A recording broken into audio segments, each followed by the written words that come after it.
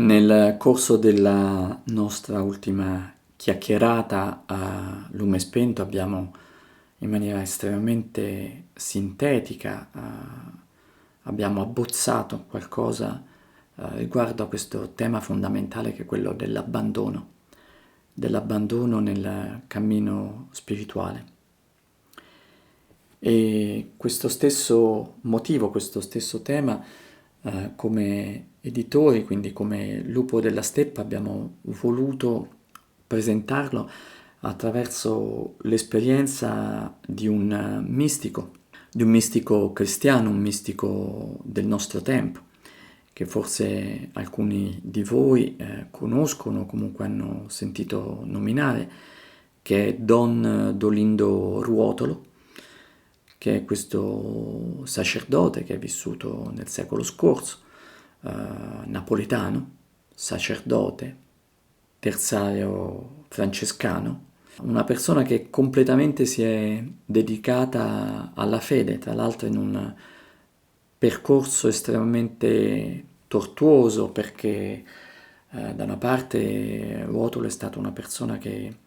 in vita ha sofferto enormemente dal punto di vista fisico. Già il nome stesso Dolindo richiama l'idea proprio del dolore quello che entra in profondità. Ma tortuoso come percorso anche per altri motivi, perché Don Dolindo Ruotolo, che al giorno d'oggi è riconosciuto come servo di Dio, vale a dire quel titolo che viene dato a coloro che si sono distinti durante la loro esistenza terrena per santità di vita e sono anche quelle persone per le quali è già stato avviato un processo di beatificazione. Ebbene, Dolindo Ruotolo, che adesso appunto è coperto dall'olio, in realtà durante la sua esistenza terrena ne ha, come si direbbe in gergo, ne ha passate di cotte e di crude e di cotte e di crude gli sono state fatte passare dal momento che è stato sottoposto per ben 2 volte al giudizio del Sant'Uffizio, è stato sospeso a divinis, è stato sottoposto ad una perizia psichiatrica da cui ovviamente è uscito come totalmente sano, è stato anche sottoposto a quanto pare a delle pratiche di esorcismo, quindi non lui come esorcista ma come esorcizzato, proprio perché appunto il suo operato e il suo modo di pensare estremamente diretto, estremamente tagliente, era stato considerato proprio come un'attitudine tipica di un eretico formale e dogmatizzante. Poi negli ultimi anni della sua vita, a 55 anni se non sbaglio, è stato reintegrato, per cui dopo un periodo di, potremmo dire, di esilio in terra calabra, quindi a Rossano, è stato reintegrato in seno alla Chiesa e poi dopo la morte, soprattutto dopo la morte, essendo tra l'altro un santo autore di miracoli, è stato realmente ricondotto e accolto in seno alla Chiesa. Don Dolindo Ruotolo per me è stata una scoperta casuale e folgorante. Per la maggior parte delle persone, anche per le persone che si occupano di teologia, Don Dolindo è famoso per un commento alla Sacra Scrittura, che è un'opera gigantesca di 33 volumi di teologia, di misticismo e di ascetismo, ma è anche noto, e questa è la cosa che a me ha folgorato, per un piccolo scritto che si chiama L'atto di abbandono, che poi è stato trasformato, queste parti che costituiscono questo brevissimo atto di abbandono, questo scritto, è stato trasformato in una preghiera che è appunto la novena dell'abbandono, e noi abbiamo pubblicato entrambe sotto forma di 2 preziosi libricini, sia l'atto di abbandono sia la novena dell'abbandono, dove il tema centrale e in maniera estremamente, direi, quintessenziata troviamo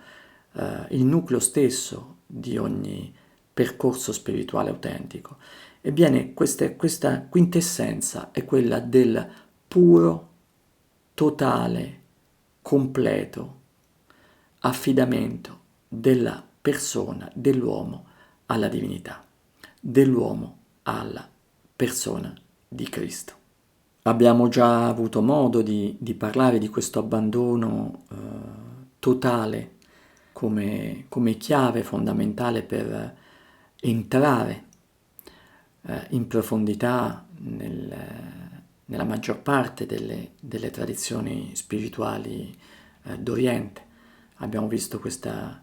importanza dell'abbandono nel taoismo, in parte nella Dvaita Vedanta, dei brevi accenni ovviamente alla filosofia e al cammino spirituale dello Dzogchen tibetano.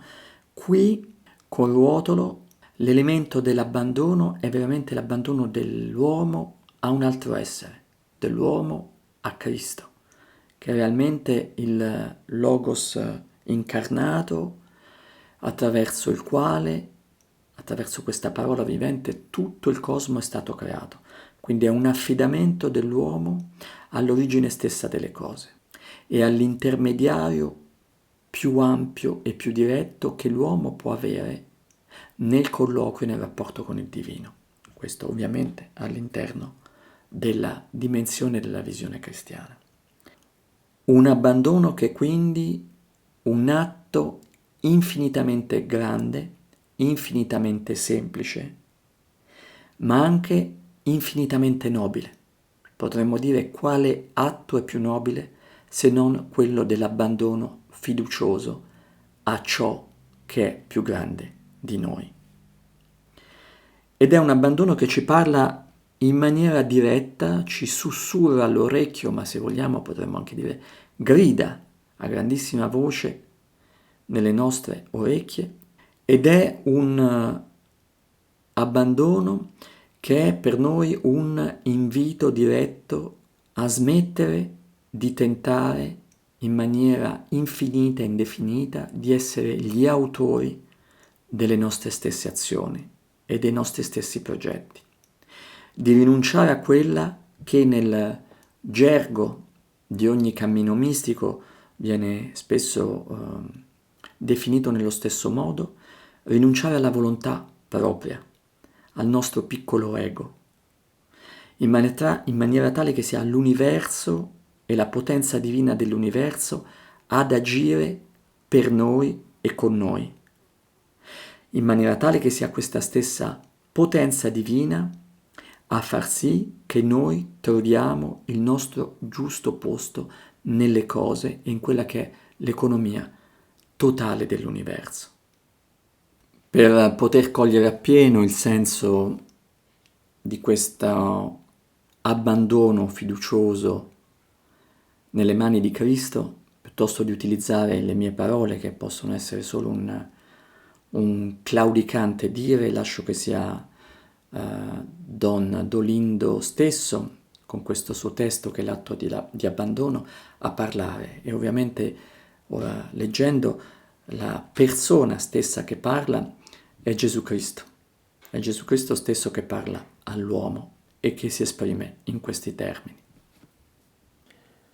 Abbandonarsi significa chiudere placidamente gli occhi dell'anima, stornare il pensiero dalla tribolazione e rimettersi a me, perché io solo operi, dicendo: pensaci tu, chiudete gli occhi e lasciatevi portare dalla corrente della mia grazia. Chiudete gli occhi e non pensate al momento presente, stornando il pensiero dal futuro come da una tentazione. Riposate in me, credendo alla mia bontà, e vi giuro, per il mio amore, che dicendomi con queste disposizioni: pensaci tu, io ci penso in pieno, vi consolo, vi libero, vi conduco. E quando debbo portarvi in una vita diversa da quella che vedete voi, io vi addestro, vi porto nelle mie braccia, vi fo trovare come bimbi addormentati nelle braccia materne all'altra riva. Quello che vi sconvolge e vi fa male immenso è il vostro ragionamento, il vostro pensiero, il vostro assillamento e il volere ad ogni costo provvedere a ciò che vi affligge.